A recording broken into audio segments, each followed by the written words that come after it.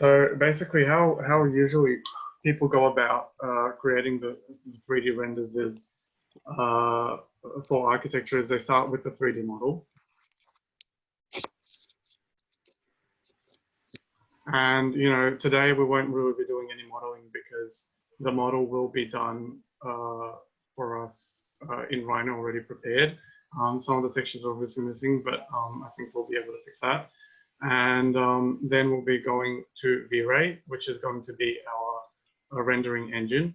Now, with what we'll be talking about today, you guys we will be working in Vray, but we will be talking sort of generally about how rendering engines work, so that you can take the knowledge that you learned today and take it to another rendering engine.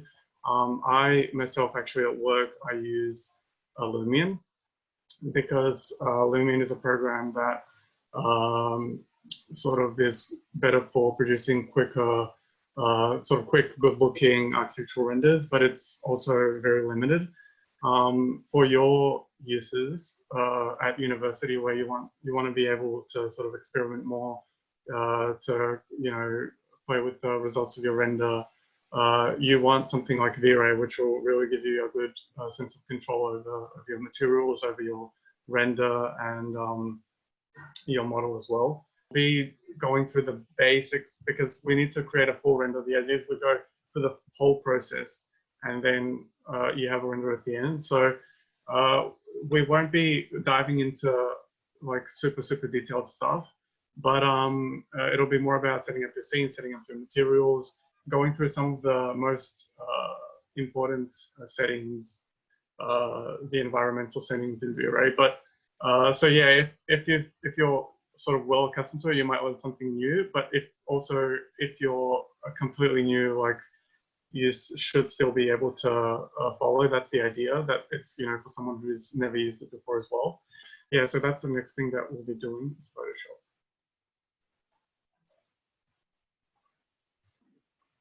So in Photoshop, we'll be adding our background, we'll be adding, you know, some filters. We'll be talking about the different elements that you can add in Photoshop to make your render come to life and stuff like that. So that's what we'll be doing in Photoshop. Okay, so before we continue on to the exercise part, I just want to cover a little bit about the theory of rendering. So just the basic terms that you need to know. So you've got the 3D geometry, which you've drawn in space. We just draw a little cube. You've got the source of light, which can be anything. Today we'll be working with the Rhino document sun, and you've got the eye of the viewer. There it is. That's the eye. And you've got the environment. So the environment we won't actually be putting in. The environment we'll be putting in actually in Photoshop. So it'll be just a blank space in Rhino. The light that we'll be using will be the Rhino document sun. And basically, it's just the default sun option in Rhino, which you can, you know, is handy because you can set the geographical location, time of day, and stuff like that. You can use it. I don't know if you guys have worked on it, but, you know, if you're doing daylight analysis or different sort of energy, you know, for energy rating, it might be required to do a sun exposure analysis. So all of that stuff you can do actually in Vray as well, and with the help of the Rhino sun for, you know, adjusting the specific time. So how the render is created is basically you get the light, it bounces off the model, and it bounces into the eye of the viewer. So the Rhino document sun is it's an infinite amount away from the geometry, meaning that all the rays of the light that fall into your model are parallel. So this is something that you need to know, that the difference between a light source is if it's infinite amount away, the rays are parallel and it's hitting your it's making those parallel rays are making shadows on the different things in your model. And if it's a finite amount away, like for instance a light bulb, that's my light bulb. Then if it's an X amount away, then you get those rays going from a point source in all different directions. So those are the light sources. As far as the camera is concerned, so if the camera is an infinite amount away, you get parallel projection, what's called parallel projection. And if it's a finite amount away, you get what's called perspective. So what we'll be using today is two-point perspective, which is usually used in architectural rendering, because what it does is it means that there are two vanishing points on the horizon, and I'll just draw a horizon. So if this is the horizon, there are two vanishing points, and all the verticals are actually parallel, and that creates that effect of like those clean architectural lines that we'll be going for today. Okay, so those are the different components of our 3D model which we need to be aware of. The next thing is the materials. So the materials are composed of a variety of different layers, which you guys might already be aware of. Okay, so we've got our geometry and we've assigned the material to it. So there are a few different bitmaps, maps or bitmaps in the image files that create the appearance of our material that we need to know. So the first one is the color layer. So this is basically assigning color to a material. In Vray, it's actually called diffuse. So yeah, this just controls the color of a layer and nothing else. But actually, how you get a realistic feel of a render is actually through the bump and displacement maps. So the bump map, or what's the other name for it, is a normal map. That's like a newer version of the bump map. It's just like a grayscale image that goes from white to black. And it actually affects how the light interacts with your material. So if we had this cube, for instance, here, and we added like a waves texture to it, like a texture of, like, ocean waves to this cube. If we turn on the bump map, what it's going to do is it's going to create, like, nice sort of shading on the waves. To create that really sort of realistic feel of the material, but it's not going to change our geometry. So the cube is still going to be square, and the shadows that the cube creates are also going to be perfectly square. So this is something that sort of affects the reality of the render. We don't really like this. That's why bump maps are sort of becoming a little bit obsolete. But they're still there for some, obscure reasons. The main maps that we want to be usually working with are displacements. So the displacement map is also, it's like a grayscale bitmap. It goes from black to white, and what it does is it actually controls how the light interacts with our material by changing the actual geometry. So what it does is the model goes into Vray like this. But what the displacement does is it actually adds, so if we have a wave texture, it will actually make the edge of our cube, look like it's made out of water. It'll be wavy.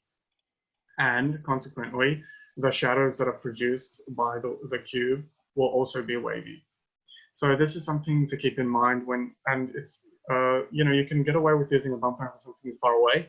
When something is close up, you really want to be using a displacement map because, for instance, what we're dealing as architects with usually are brick walls, So if you have a brick wall, you don't want it to be, a straight line. You want to actually see that mortar joint in every brick, for a realistic feel of the render.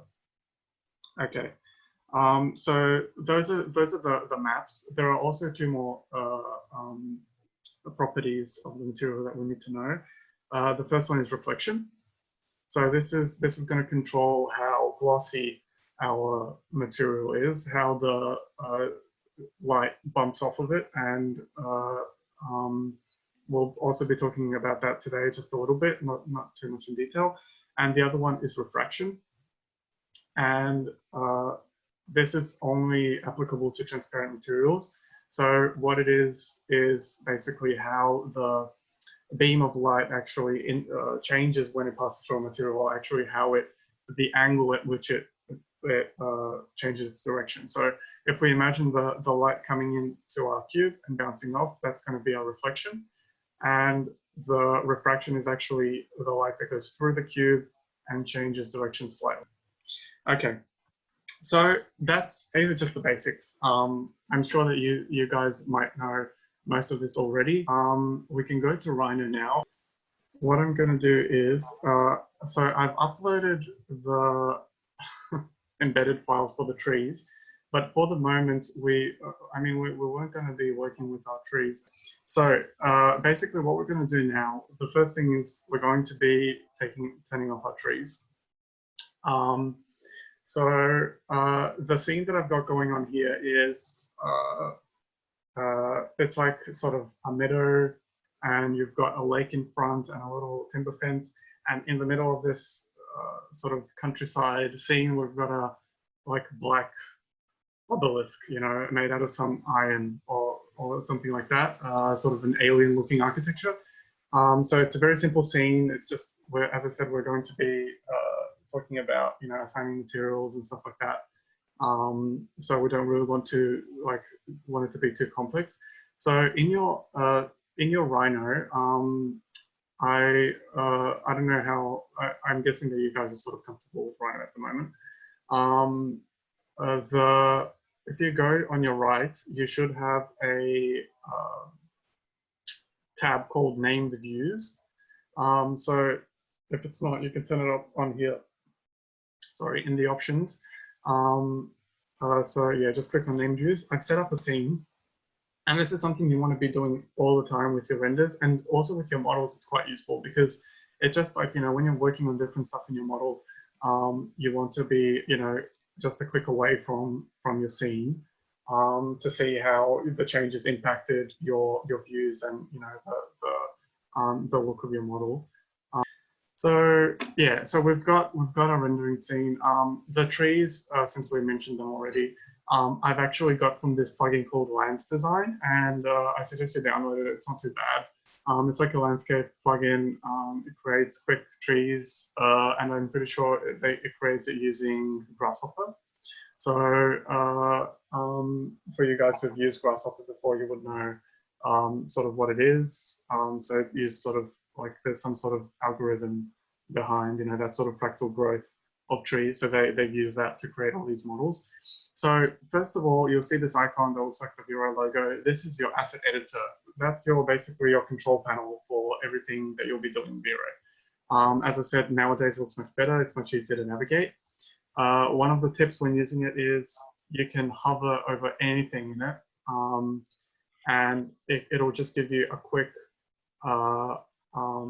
hint as to what it's used for.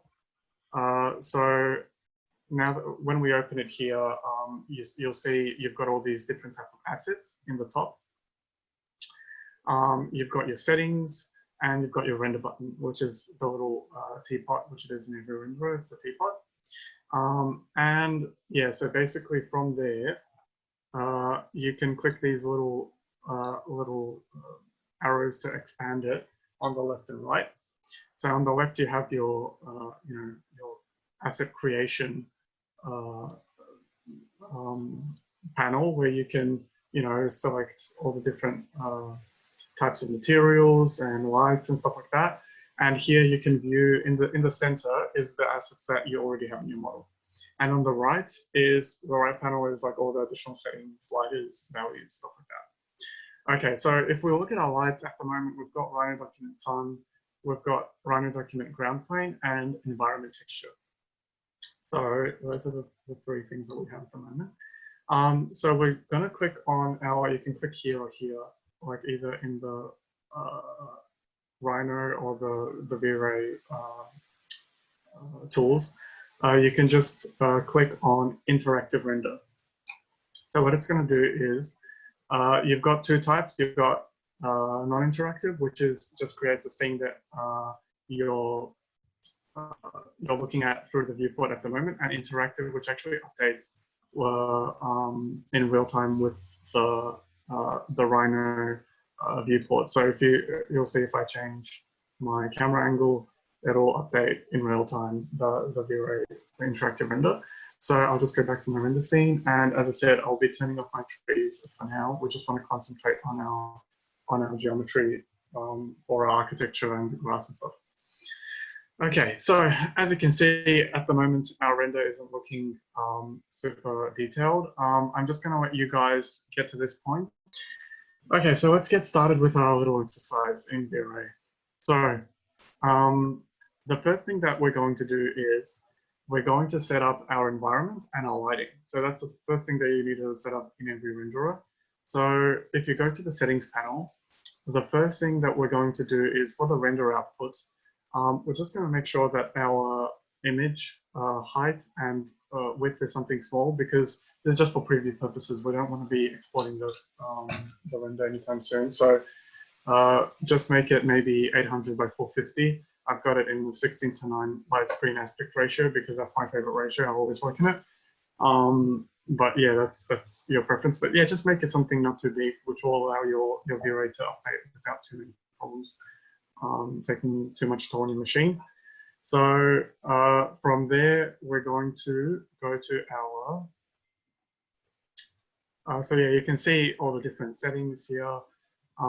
You've got the camera settings, you've got the render settings, you know, all of these you won't be having to play with too much. The render output one is the most important one.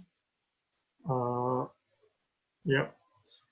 So, and the, so you've got the, yep, aspect ratio animation.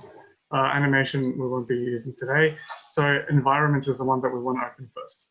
So if you see, we've got the background, it's ticked, and there's the texture slot is blue, meaning that there's a texture assigned to the background. So if you click on it, you'll see that, you know, this is the texture that's assigned. This funky looking bitmap is Rhino's default background. So we don't want to be using it because it's, yeah, it doesn't look very realistic. So we'll be getting rid of it. You go to settings, background, and you can go clear. And what it'll do is your Vray frame buffer should update it, it should go to black. That's because there's no light source. So if you go to the texture slot and click sky,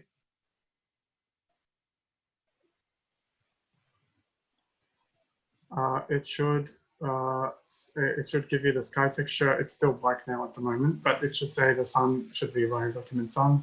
The color and all of these other things we'll be talking about a little bit later.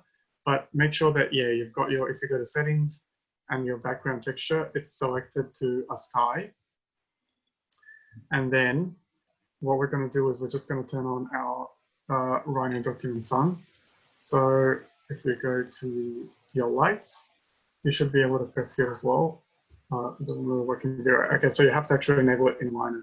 So if you go to Rhino, you can turn on the Vray sun and switch it to manual control. So as you see, the Vray frame buffer, it has been updating all this time, but it's still black because I think our sun is below the horizon. So if you go to manual control and you flip the sun up, what I'm going to set it to is I'm just going to set it to east and 45 degrees. Okay, so we've set up a sun. It's the Vray frame buffer, the image is completely white. We go to the settings, and what we need to do is we just need to adjust our exposure value. So I'll be adjusting it to something like 15 for now. And as you see, it really does create, you know, our render now is starting to look like a model. Yeah. From there, what we're going to do is we're going to just play a little bit with our sunlight. So once you've set up your Rhino document sun, it should look like this. So yeah, we were just about to play with the settings a little bit. So in the settings, I like to use the SIE clear sky model. That's just my preference. You guys can select whatever you want. Basically, the intensity at the moment is looking okay. We don't really need to increase the intensity of the sun, but this is something that you can do here. The other way that you can do this is just by adjusting the exposure, really. It doesn't really change much. And the size multiplier is something else, something that you need to know about, because basically what it does is it shrinks and makes bigger the source of the light, and it'll basically change the look of your shadows, whether they're super hard or super soft. Now, in our natural environment, it's not going to really make much of a difference. But when you're in an urban environment where every shadow, every angle of the building is, cast on something, you'll be able to see the difference. So this is something that you can adjust. So if I increase the size multiplier, I think it should actually create a softer shadow. So yeah, you'll notice, for instance, this slider goes to 10. Don't be like swayed by this. These sliders are appearance only. So what you can do is you can type in like 500 yourself. Okay, that's a little bit too much, but maybe 100. And you can see sort of how my shadow here in the V-Ray frame buffer is much softer now. So yeah, so this is for you to adjust how you want, but for the time it can stay 1. It's fine. Okay, so the sky, we've got CIE clear, the ground albedo, all these horizontal illumination, turbidity, ozone. These are all things that sort of control the appearance of your sky texture. When we export this, it'll actually only export the model. It won't export the texture, because the texture is just like in the background of the model. It's not something that's actually there. So yeah, that's why I'm saying these ones aren't particularly important for now. You can, in your own time, everything that we go over, you can, in your own time, you can play with it, adjust it and stuff like that. But the one that we will be changing is the albedo color. The ground albedo is actually the color of the reflected light from the ground, from the sky. So as you can see, it's like a bluish tone because the light from the sky is blue. So what I'm going to do is I'm just going to increase it slightly. Just brighten up my model until it gets to like half. And I'm just going to leave it there. Okay. So now that we've set up the lights, let me just check if there's anything else in the settings that we need to turn on. Your global illumination should be turned on, always in settings. Global illumination is about the secondary source of light in terms of rays that are actually bouncing off of surfaces, and it's really important for the realistic feel of the render. So make sure that it's always turned on when you're rendering. So yeah, so the global illumination should be turned on, and that's pretty much everything that you need to know. I'm just checking the parameters and the settings if there's anything else that I should tell you guys about. V-Ray Swarm is, something that you can use. It doesn't really work for me, but it's about, doing a render on the cloud. You send your information to the cloud, it gets processed there by Chaos Group's servers or something like that, and then they send it back to your computer. So it's supposed to drastically improve rendering time. So yeah, that's something that you guys should check out, definitely. And yeah, that's pretty much it. So you'll notice in the render, we've got these 3. The third one is actually the start to render in the cloud, so using V-Ray Swarm, but we won't be using that today. Okay, so for the light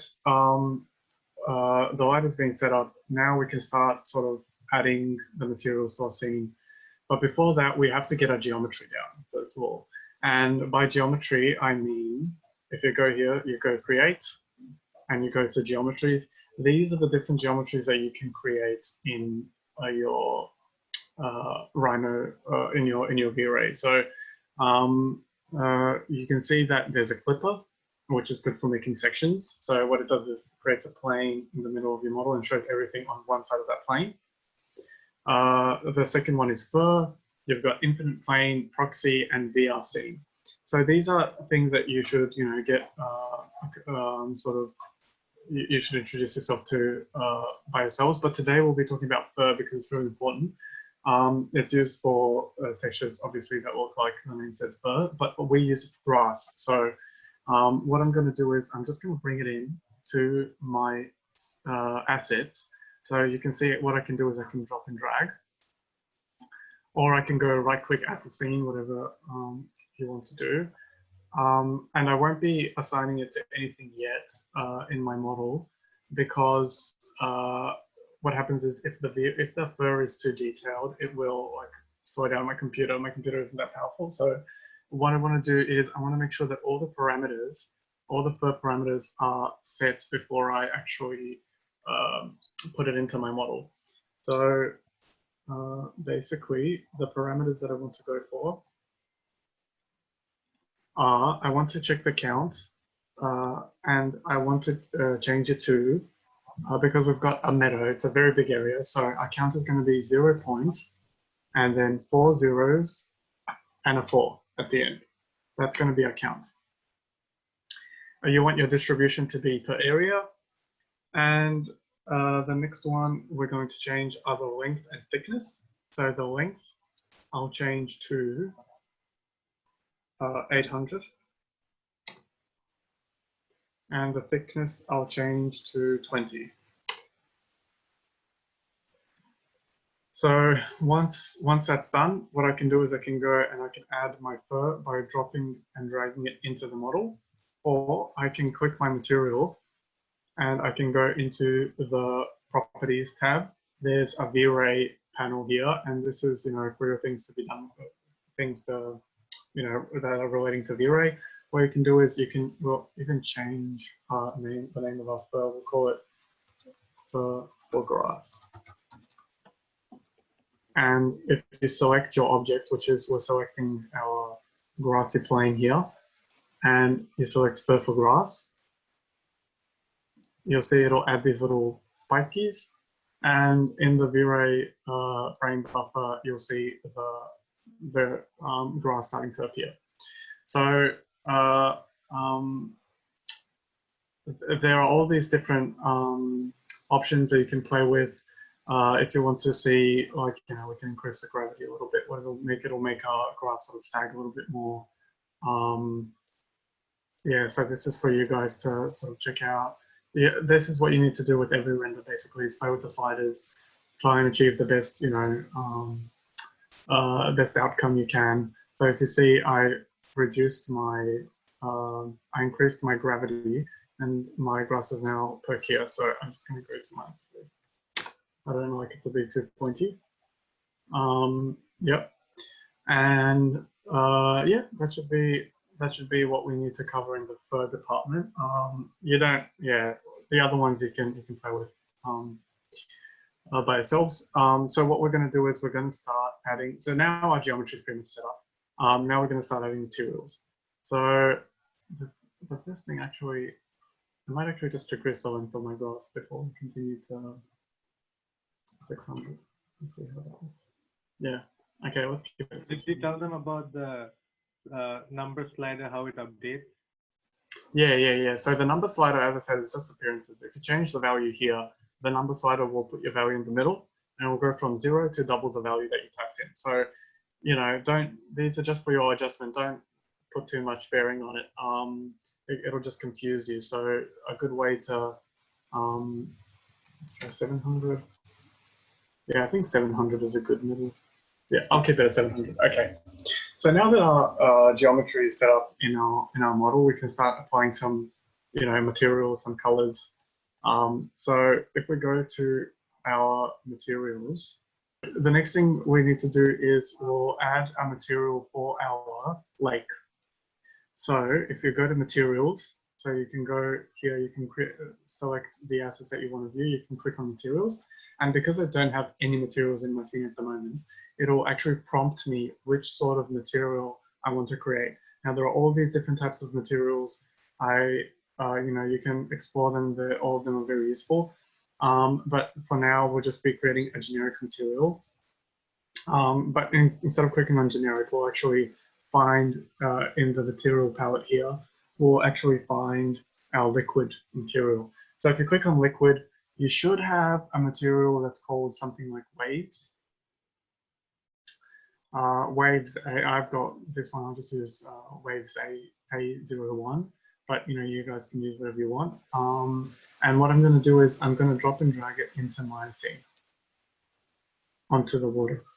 Now, as you can see now, we've got our reflection going, and it looks like a still lake, but I want to see some texture. I want to see some waves, you know, and we're not getting that at the moment. So why that's happening is our model is 1-to-1. It's a big model, and the scale is a little bit off. So what we're going to do is we're just going to go to our materials. Now we've got the waves material here, and we're going to do some adjustment. So if you go to bump, you'll see that the bump is turned on. So as we said, the bump is what creates it. We can use displacement as well, but for the scale of our model and these waves, there's no need to use displacement. It is heavier on the Vray engine. So we're just going to be sticking with bump. And we're going to increase our amount of bump to 2. Oh, sorry, to 200. Yeah, to 200, yeah. So as you can see now, we've achieved like a wavy look in our texture. However, still the texture is a little bit small for me. It's a little bit too repetitive with the waves. I will increase it slightly. However, so the problem is with this texture is we're not actually scaling the material. We're not scaling the diffuse map. So if you go to a Rhino and you check your material palette, you'll see that you've got, sorry, not material, you go to texture mapping. You've got all these different options as to how you want to check your, change your texture mapping, and you can do this in Vray as well. It's the same options basically, they're interconnected. But the thing is with this material, we're not actually scaling the diffuse map, so this is useless to us. What we're scaling is actually the bump map. Now, in order to scale the bump map, it's not visible here all the time. And now this is why I'm talking about it, is you have to be aware of this little switch here. It's about switch to advanced settings. Now, you can have this on by default. I don't have it because, yeah, I find that the simple settings are enough for me usually. But if you click on advanced settings, it'll give you more sliders and confuse you even more in turn. So you can go to the delta scale here under bump map, and you can just press 2 instead of 1. And as you see, it'll just slightly increase our texture for the wave. It's not going to make a huge difference, but yeah, it's just like you should be aware of these things, that all these different things, you know, these different elements are what sort of sells your render. So, you know, if your waves are too repetitive, if it's too reflective, if it's too, like, think about, you know, what it looks like in nature, how you can achieve that effect. Okay, so I'm quite happy with this at the moment. Now this is something that I'll change, you guys don't need to change. I'll just change the refraction color slightly. I'll just make it like a brownish yellow. Very, very slight. Just to give me that sort of, and I'm going to reduce it significantly just so it's not overpowering. I just want my lake to be a little browny. You know, I don't want it to be super crystal clear. Okay. So yeah, that's what we've got going so far. Okay. The next thing is with our fur, we're going to start adding some material to it. So if we go back to the materials, we go to the ground materials, you can select a grass material from there. So you can select, I'm just going to use grass, I think B, because I like the look of that grass. So grass B. Now, so that's the first one I'm going to add. Now, if I drag and drop it onto my grass, you'll see that it doesn't actually affect the fur. It only affects the surface under the fur, which we have in the model. So the reason is the fur isn't really actually in the model, in the Rhino model. It's actually something that Vray computes while it's doing the render.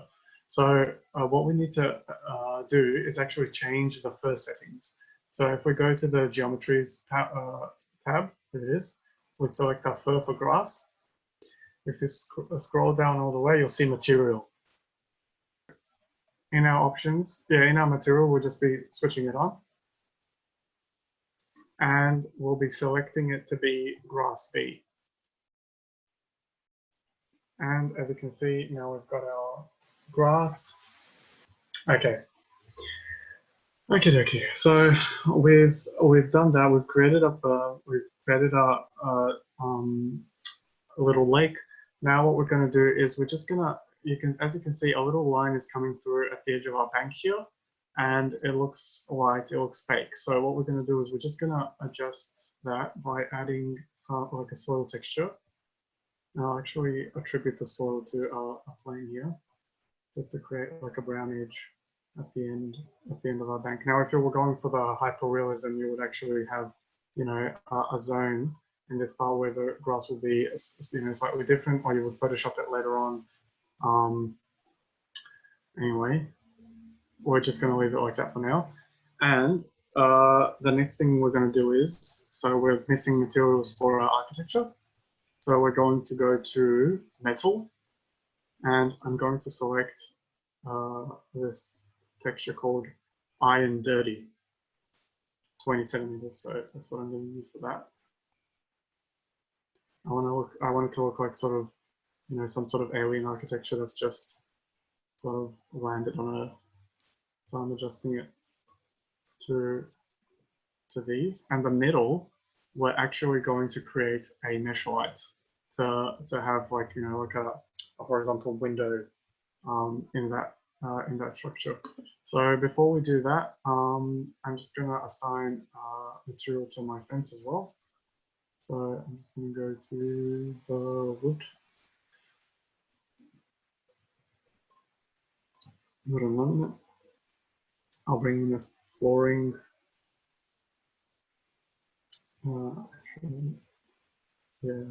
Actually, I'll use I'll delete this one.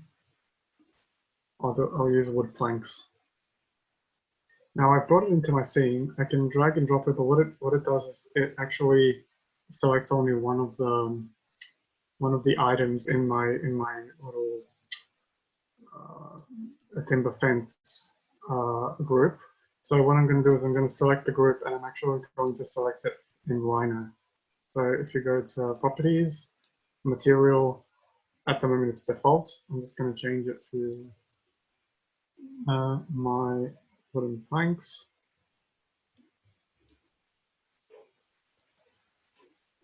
And it should update in here. So I'm looking at my scene at the moment. It's looking quite dark. So what I'm going to do is I'm just going to go to settings. I'm going to go to camera. I'm going to change the exposure to 14.5 or even 14. Yeah, 14. Yeah.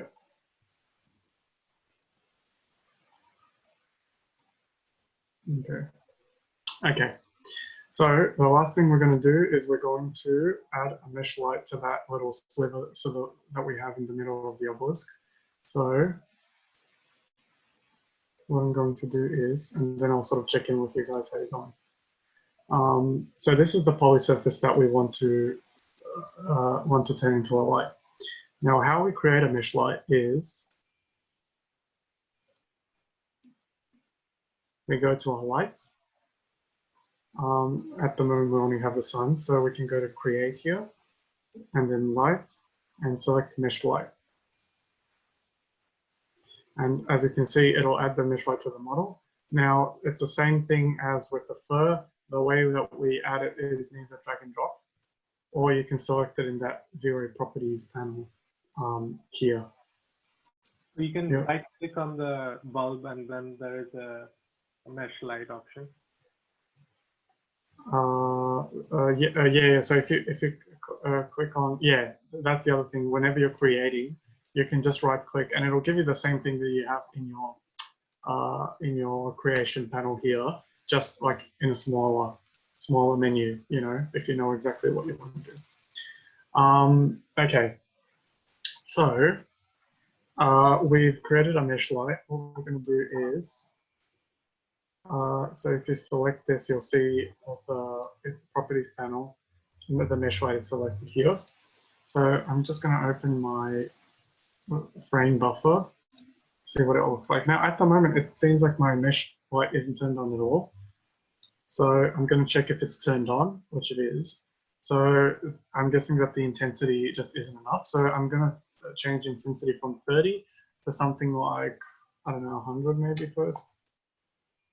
Yeah, that's giving me the look I want, but I'm just going to go to 200 and see if I can make it extra shiny. Okay, so what I'm going to do is I'm going to just enable depth of field in my settings. Because we've got a big shot, we've got like sort of far in the air. If it's like a smaller, you know, interior shot or like just the front of the building, you don't really, I wouldn't go too crazy with the depth of field. But considering we've got this sort of like a clear differentiation between the foreground and the middle ground, I am going to turn it on. So I'm going to drop it down. As you can see, my my scene went completely blurry at the moment. So what I'm going to do is I'm going to select focus source, and it says fixed distance at the moment, and you can change the distance, but I want it to be a fixed point, what it's called. And as you can see, it just flipped my window.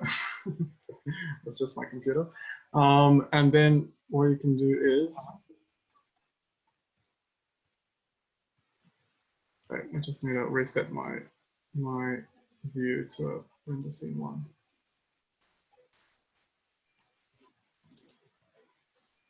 Okay. It's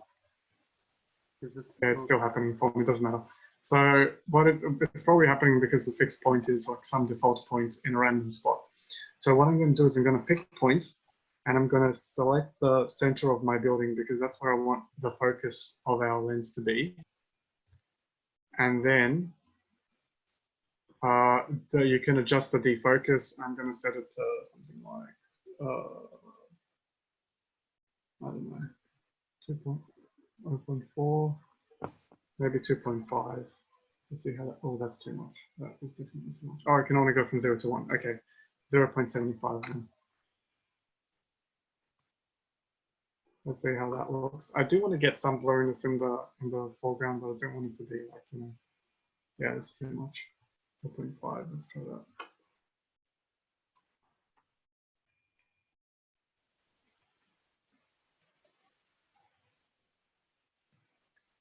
No, that's good enough for me. Yeah, okay. So the other thing is I'm still feeling like my scene is a little bit dark. You can do this in Photoshop, but I'm just gonna adjust my size a little bit in my Rhino documents one.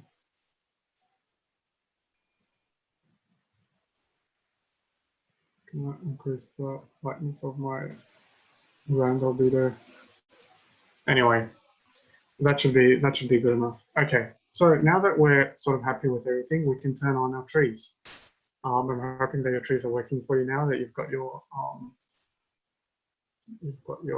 thing going. So yeah, we turn on our trees, and this is what you should be having at this point.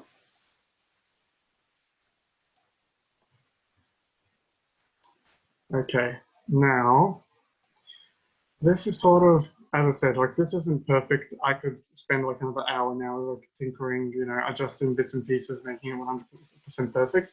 But I'm just going to jump to Photoshop now. So what I'm going to do is I'm going to stop my render, my interactive render. I'm going to go to the asset editor, and I'll change my render output now because I'm ready to finalize the render. I'll change it to 1080. So it'll be 1920 by 1080. That's good enough for our purposes. And we're going to just oops, open our V-Ray, click on render. Okay. Okay, so I'm just going to let that sort of render in the background. Okay, now you know that I have supplied some images to you guys already, so you can go ahead and put these into Photoshop. So what I'm going to do is I'm just going to drag and drop them in. So yeah, I've just created a 920 by 1080 file in Photoshop, and I've got my forest texture. Now it's a little bit short, so I'm just going to stretch it. It's trees, so nobody's really gonna notice that they're stretched. This is something also that you need to like keep in mind. A lot of photos when you're compositing them, you shouldn't be stretching them. But there are some that you can get away with it. For instance, with this forest texture, like nobody's gonna notice that I just stretched it a little bit. It's gonna be in the background anyway, so that's fine. And the next one that we're going to bring in, the next one is going to be the sky texture.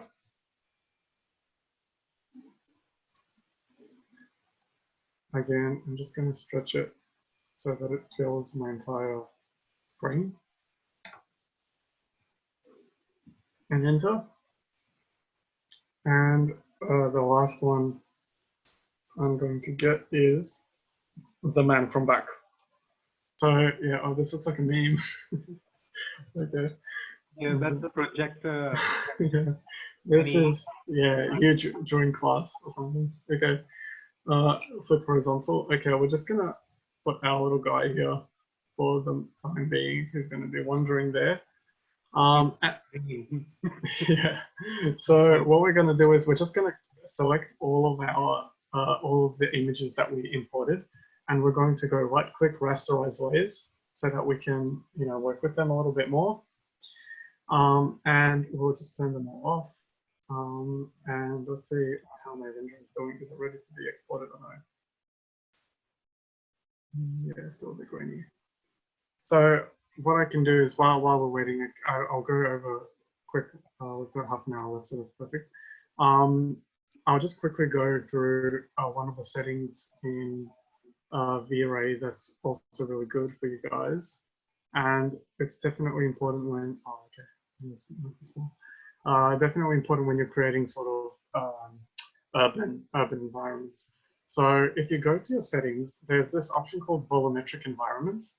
So what it does is it adds a layer of depth to your render by simulating the effect of particles in the air. So if I select this and oh yeah, I can't really update my render, but so if you select that, you'll notice that it will add those particles to your render. At the moment, we don't really need it, so we haven't used it in this one. And the other thing is when you get to exporting your render, so that's what we'll be talking about now. You can save the current. It says you have the sort of diskette, and you can save the current channel. Now, if you go to the channels here, you've got two channels at the moment. You've got RGB and alpha. So alpha is 0 or 1. Do you have something there or do you not have something there? And it's just a channel that'll help. All of these different channels are going to help you actually edit your file in Photoshop. So at the moment, we're just going to be exporting RGB. But if you go to your render elements here, this is the last one. Now, for some people, I think that Zach, I saw that he had a bit of an older version of Vray. The render elements are actually in the settings panel. So all these are different different channels that you can export, and they really come in useful when you're creating when you're post-processing in Photoshop. So if you go to Object ID, this is the one that you might be using most often. What it does is it creates a map, depending on the material, it just assigns a flat surface to that portion of the canvas.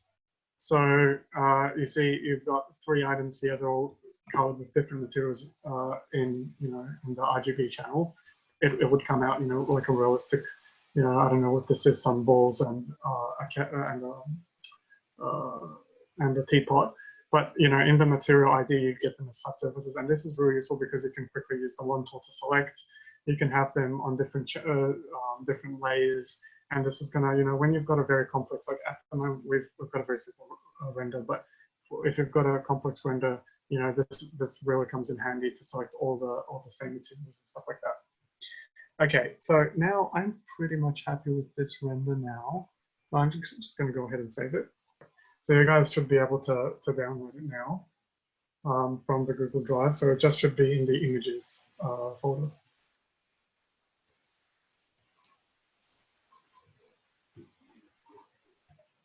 So what I'm going to do is I'm going to bring the render scene into my Photoshop here.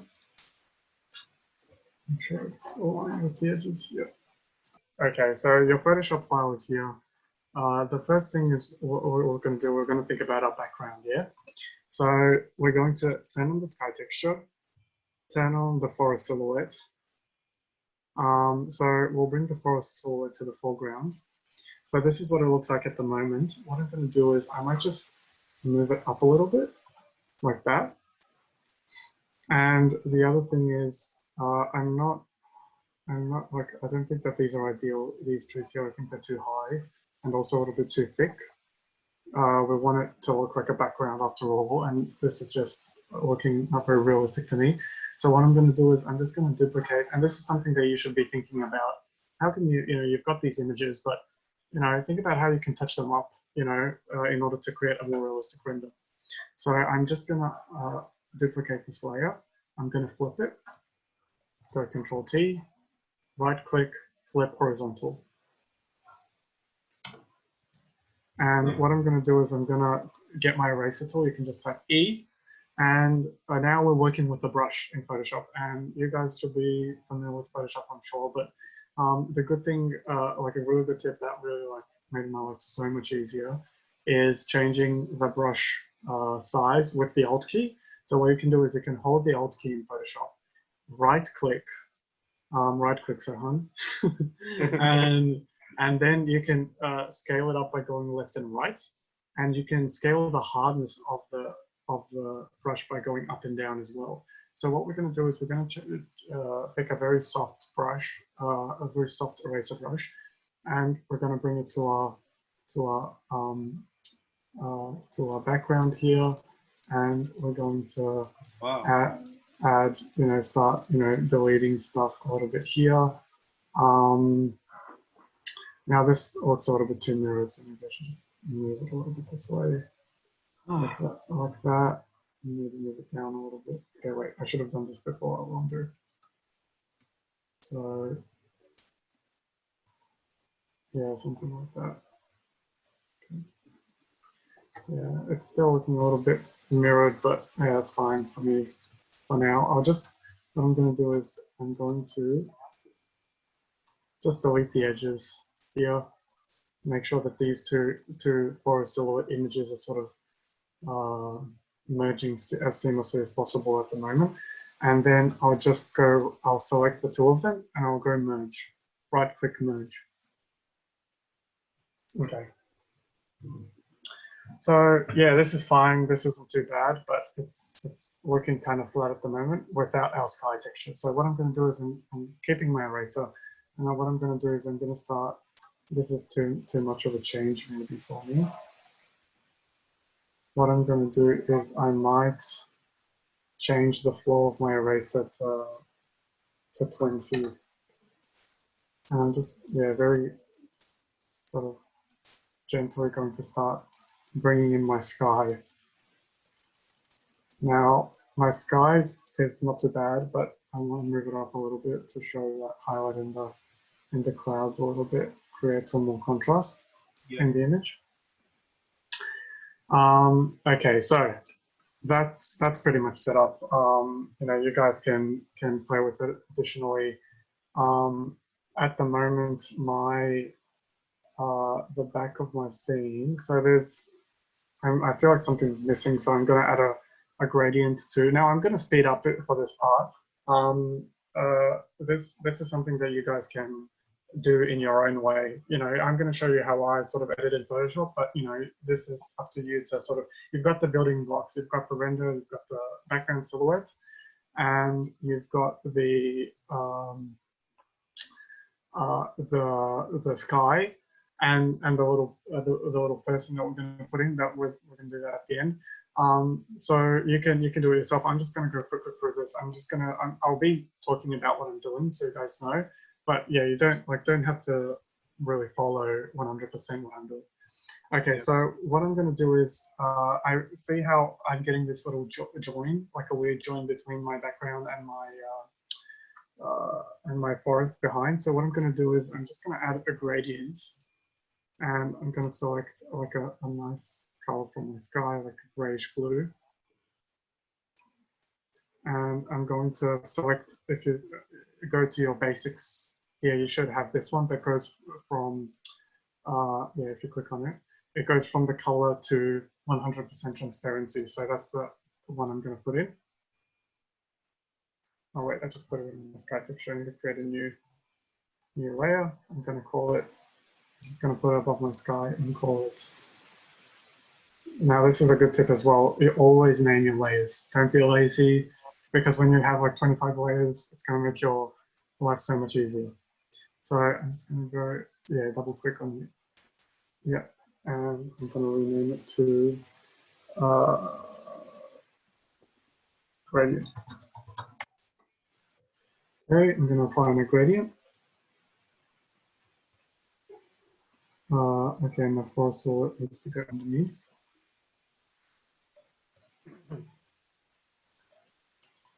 Okay, there you go.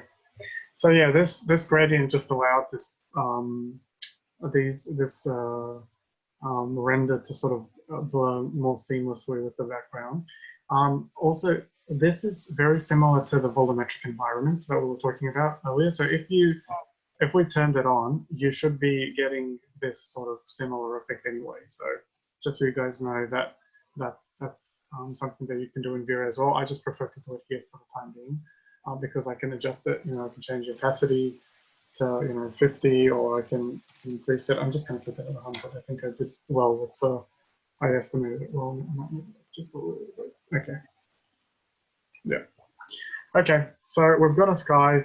Now our sky's not too bad. I do want to add a little bit of drama to it. So this is how you should be adding all your adjustments to your layers. You can go to image adjustments and then hue saturation, obviously, like that's and brightness and stuff like that. You can do it that way, but I prefer, you want to be keeping as much of the information that you're working with as possible, so you can revert to previous states without having to undo. So the undo button is there for like, a few steps back. You don't have to be relying on it for, like 50 steps or something like that. So I'm keeping my sky texture. I'm just adding an adjustment level. I'll use brightness and contrast. And you can see in the properties here, I've got, my brightness and contrast.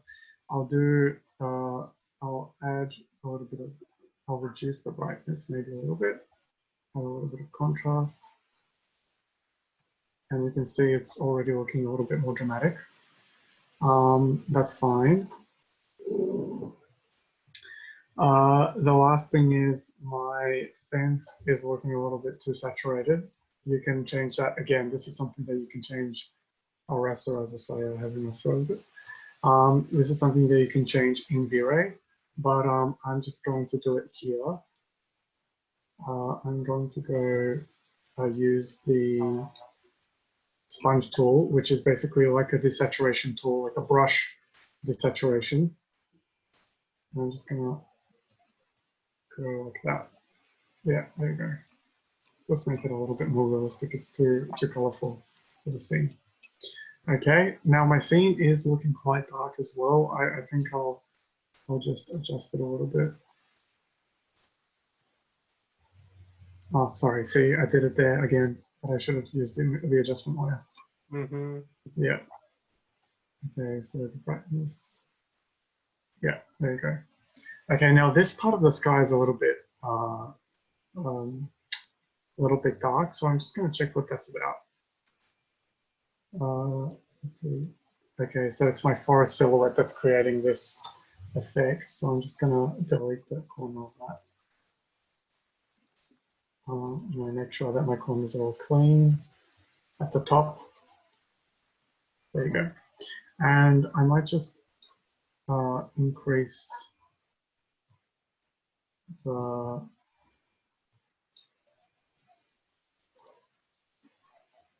how we have it here. Yeah, so this is my adjustment layer. Yeah, I can increase the brightness, but also I think I'm just going to, because I just want it for this section of the sky. So what I'm going to do is I'm just going to select a very light brush, 20% opacity, and I'm just going to bring it to the sky texture. Yeah, that's fine. Okay. Okay, I'm sort of happy with this so far, so I'm going to move on. And now our light here is basically what the focus is about in our render, yeah? So what I'm going to do is I'm just going to go to the render scene. I'm going to add a new layer, and I'm going to call it blue. Now this is again something that you can add in Vray as well in your light settings, but I just prefer to have the control of it in Photoshop.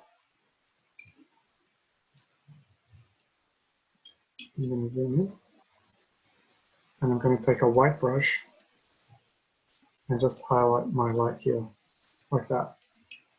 Now that's a little bit too strong, so I might increase the size of the brush and decrease the flow to 20%. So this should be, you know, like painting. Basically, you want to be using your brush to achieve, yeah, the best effect. Okay. So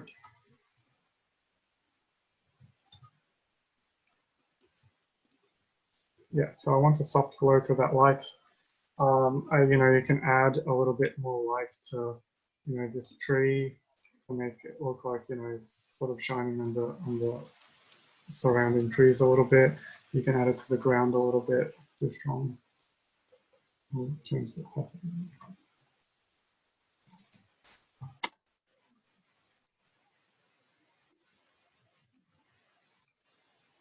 Okay, these are very small things, but in the you know, at the end, it all sort of adds up to the reality of your render. Okay, so this tree is looking a little bit too light. I want to get rid of it in the sky area. Okay, yeah. Okay, yep, I'm happy with this.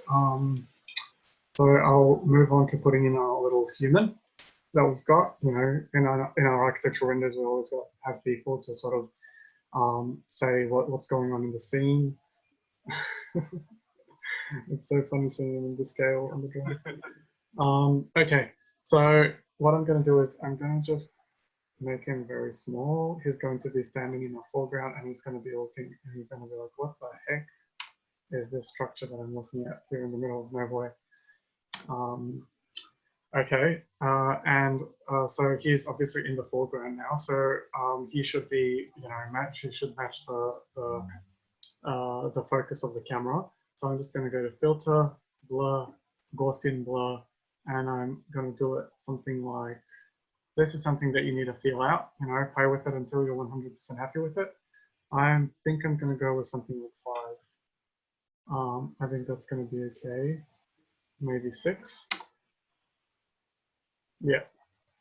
And there you go. That's okay for me. Now, at the moment, he's very bright. So what I want to do is I'm just going to add another adjustment layer. I can add an adjustment layer for him, or I can just, yeah, I'll yeah. So that's contrast. So what it's doing is it's affecting everything below.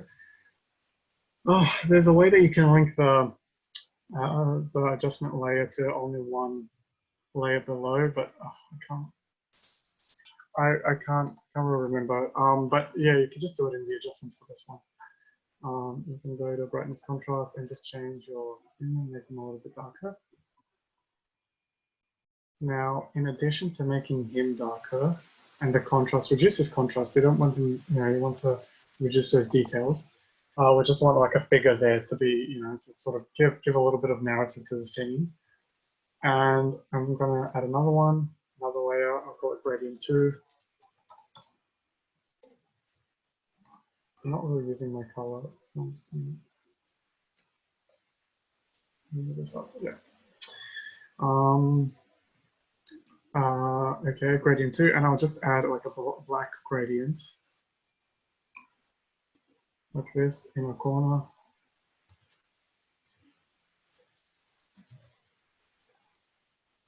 Yeah, and make it 50, or maybe not 50, but 80. Yeah, because we do want that differentiation of, you know, the foreground and the background happening in our render. So I am going to make this slightly darker, and, you know, this to be the focus of the render. And yeah, like, you know, we've got a good scene going here. The only thing that it's sort of missing is, you know, tinkering with the levels. When you're compositing images, this is the most important thing, to make sure that the levels of everything, of all the different images that you put together, are sort of correlating to each other. Basically, this is it. Whenever you're working on the render or in V-Ray, or you should always have your, you know, concept in mind about what you want to say through your render, because this is what's going to help you make decisions about what your render wants to look like, and, you know, it's going to speed up your process as well. Basically, so yeah, for my scene, I wanted this sort of, yeah, like very sort of country aesthetic going on, with the little timber fence and the little lake, and, you know, with this, you know, timber fence here, contrasting this, you know, super alien looking architecture. And, you know, we've got in the foreground someone looking at it, you know, with like he's coming to this, you know, it looks like he's coming to some sort of clearing or something, and he's discovering this like really, you know, weird thing. And that's what I wanted to convey in this render. And that's what your renders are really about. They're about storytelling, and all of these technical aspects, obviously, like you want to, you know, get down, and you want to know what you're doing in V-Ray, and, you know, what all the sliders are. But that's why I like working in Photoshop, because, you know, you want to approach it as a painting, and, you know, what you want to say through your painting, and that's where you want to be, you know, doing the most editing. So yeah, I'm just looking at it. I'm just going to go through, add a few more little details, give you guys some more tips. So these tools here, the dodge, burn, and sponge tools, are absolutely amazing.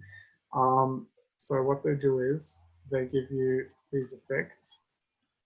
So I might, what I'm going to do is I'm just going to brighten the top of my structure to sort of indicate that there's, you know, like it looks like, you know, light's catching the top. I'm going to select the bottom of it with the magic wand tool, and I want it to be just a little bit darker. So yeah, like this fine tuning is something that you have to do in Photoshop, you know, like obviously you can do it in, yeah, you can do it in V-Ray as well, but yeah, this is something that's really good for you to, yeah, just do it in Photoshop quickly. It's much easier. Okay. Yep, I'm sort of happy with that. I might go back to my blue layer, which is the one for my highlights, and I'll just add a little bit of light on top. Oh wait,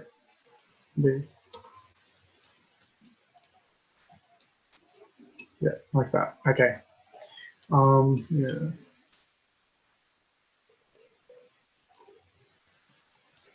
I don't want my corner to vanish in the sky either, so I am going to make it just a little bit of.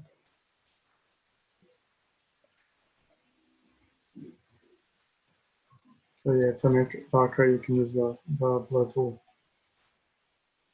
the burn tool, sorry. Okay. Yep, that's okay for me. The last tip that I'll give you guys for this render is using something that's called the Instagram filter.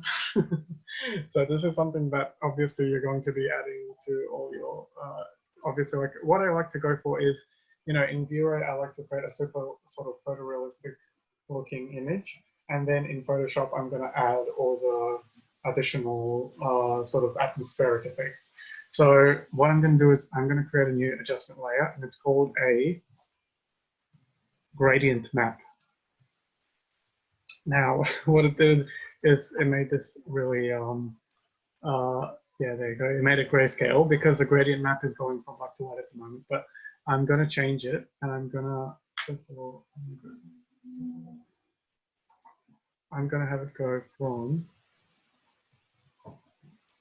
instead of from black to white, I'm going to change it, and I'm going to make it go from blue,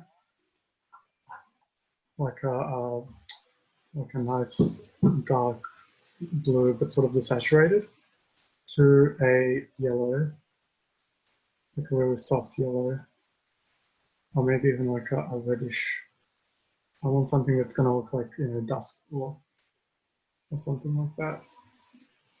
Yeah, I think this is a good color scheme. Okay, so now because we don't want my render, I don't want my render to look like this. I don't want it to be monochrome. What I'm going to do is I'm going to change this to either you can change this to, you know, to suit all the different, you know, options. I'm going to go with lighten, and I like that one the most now. But you can even just keep it normal and just change the opacity, you know, to something like 50.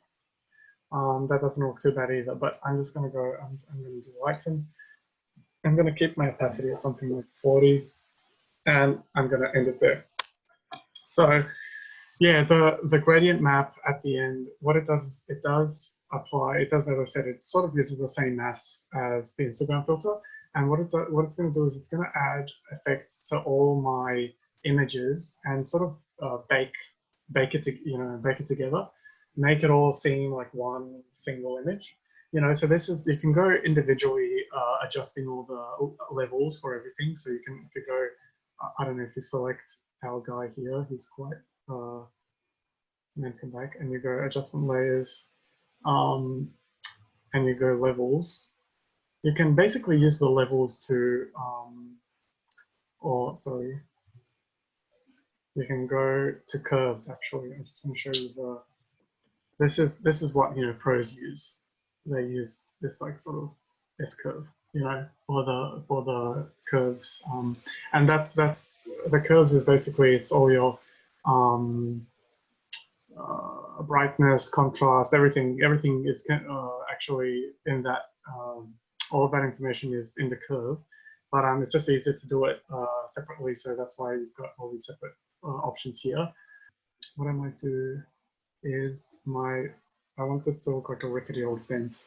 It's not really looking that old, is it? So I'm just gonna get it's not like I don't know, like a textured brush like that. Black, set the opacity to 20. And what I'm going to do is I might just, you know, this is like going into real detail. I'll select my fence. You know, check your tolerances when you're using your magic wand tool. Make sure that, you know, it's working for your benefit. This is something that you have to play with every time you use it. Mine just sort of happened to work out. So anyway, I'm going to use my black brush and I'm going to add some texture to it. Yeah, I'm happy with that. Yeah, so that'll give me just a little bit of color variation in that fence. So yeah, it's just like, you know, editing details like this that really make it come together. Ooh. So much. Yeah. Okay, well, there you go, guys. I hope that you enjoyed this little tutorial that we prepared for you.